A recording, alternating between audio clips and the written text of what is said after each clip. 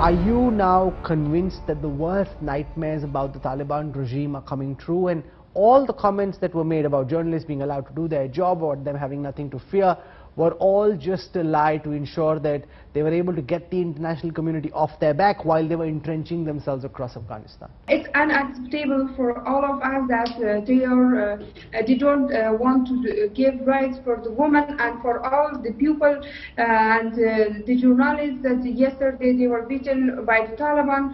So it means that it seems that the Taliban are not changed, and they also the Taliban are that they were 20 years ago. They don't want to give the people their rights. I think this represents a very regressive system and ideology, and they are manifesting what they believe in practice, what they have always professed, the Taliban. I also think that at this time it is Pakistan's special responsibility to quote-unquote educate the Taliban. Perhaps it would have been better not to send the DGISI to Kabul at this stage, but to send a group of lady journalists and lady officials from Pakistan, perhaps to send the Foreign Secretary, and perhaps even High Commissioner Bassett should have been sent to educate them on what the world expects from them. My contention would be that, these are still initial days, and the Taliban, they would obviously understand as to what the international community expects from them. So give them some time, let them, form their government, proper government, and then we would see. And they're choking free speech.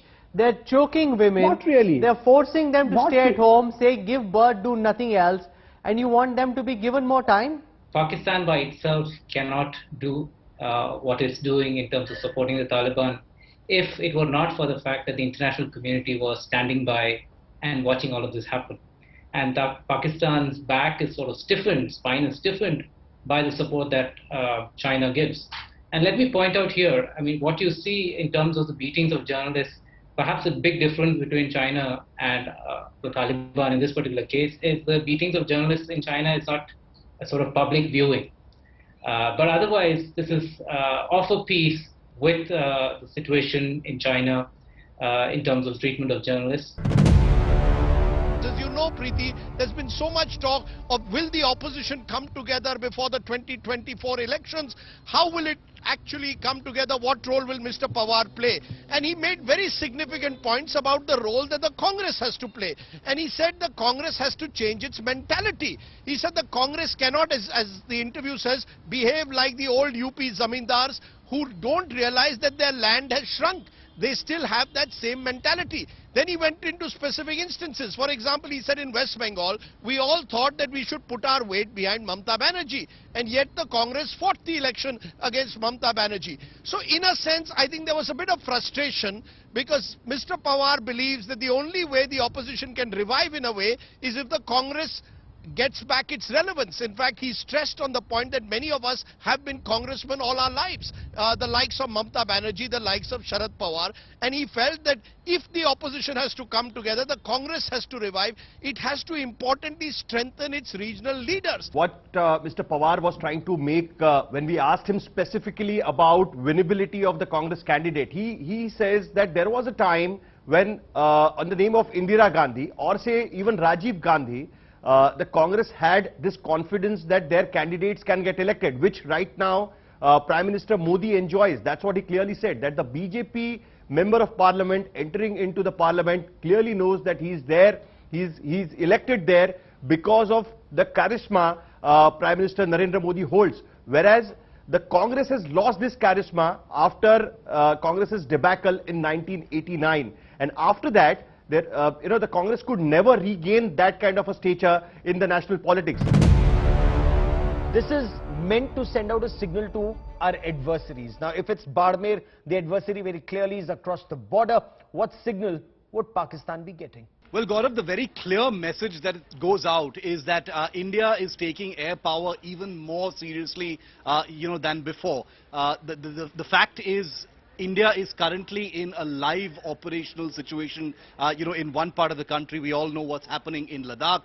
We also know that the situation has continued to deteriorate as far as Pakistan is concerned. Now we see what's happening in Afghanistan means that, as far as the security implications are concerned, India has to be on high alert in every possible way.